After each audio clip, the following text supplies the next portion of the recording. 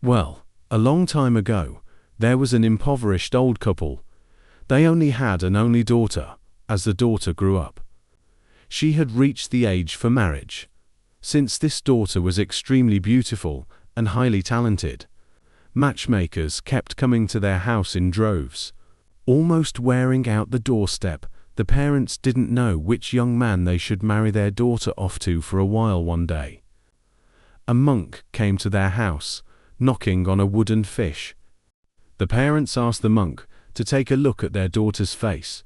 The monk then said, "Well, this young lady is in the prime of her youth. Just 16 years old this year. You should find a husband for her. But whatever you do, don't marry her off to the young man whose family has a pear tree in the backyard. Why? Well, they're like oil and water. If you marry your daughter to him, she'll kick the bucket in just a few days." After hearing what the monk said, her parents were taken aback because, among all the suitors, the one they favored the most was actually the young man from the family with a pear tree in the backyard. "Master monk, why do they hate each other so much? Can you tell us?" Then the monk said, "Well, there's a tree planted in the backyard. On the morning when that old lady passed away, did your daughter happen to pass by their house? The old lady's spirit attached itself to your daughter, insisting that she marry into their family, otherwise she'd die before this year is out. Then, Master, how can we save my daughter's life?" Thinking the moment was right, the monk started muttering incantations under his breath. After a short while, he said, "You two have shown sincere devotion to the Buddha. The Buddha will surely bless your daughter." The old couple then knelt on the ground, begging the Buddha for protection. Taking this opportunity, the monk went on to say, "The spirit of the old lady whose family planted a tree in the backyard possessed your daughter on the 8th day of the 4th lunar month. I just divined a hexagram. If you want to save your daughter, you've got to marry her off to a monk. That's the only way." After saying this, the monk pretended to leave. The old couple grabbed him and said, "Then there's no need to look any further. Please take our daughter with you." The monk feigned reluctance and said, "This isn't right. After I divined the hexagram for you, I can't just marry off your daughter. Is that proper? There are quite a few monks in the temple. Well, you can just pick one at random." "Oh no, this is a poor place, and monks don't come here often. Please have mercy, Master, take my daughter away, Amitabha." Since you're so sincere, the monk was happy inside, but put on a very reluctant look on the surface. The monk stayed at their place for several days, and was warmly entertained by the family. One day, he said it was time for him to leave, and asked the old couple to prepare a box. He said, "It's not convenient for a monk like me to walk around with a young girl in broad daylight." The old couple immediately found a big box for him.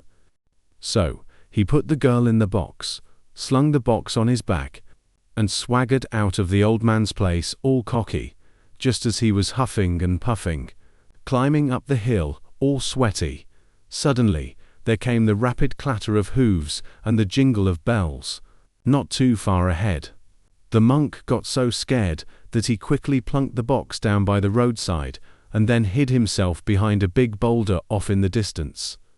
It turned out that the folks coming from up ahead were a group of hunters tagging along with the county magistrate. When they got to that spot, they noticed there was a box sitting by the roadside. The county magistrate ordered everyone to open the box and take a look. When they opened it, there was a beautiful young girl inside.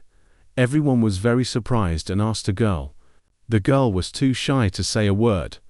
Then they understood that it must have been some reckless young man who had stolen the girl. The county magistrate said, "Listen up, hurry up, and rescue the girl in the box, and put the captured tiger inside." As soon as the county magistrate gave the order, the servants immediately did as they were told. They tied up the box with a rope, as it was originally, and put it back in its original place. After a little while, the monk quietly returned to the roadside. Seeing that the box was still in place, he quickly rushed over, hoisted the box onto his back, and immediately felt that it was a lot heavier than before, without giving it much thought. He lugged the box and dashed off down another small path. It wasn't until midnight that he finally made it back to the monastery. There was no one else in the secluded mountain monastery. The monk set the box on the ground, laid out at a drinking table, and said, "Hey, my little treasure, you've had a long and tiring journey. Now that we're in our new home, how about you come out and have a drink with me?" As he spoke, he lifted the lid of the box inside. The tiger let out a roar and leapt out. The monk shrieked in terror and spun around to run the tiger, then lunged forward, pounced on the monk, and pinned him down. Crunch, crunch, it left not even a bone behind, and gobbled the whole monk up.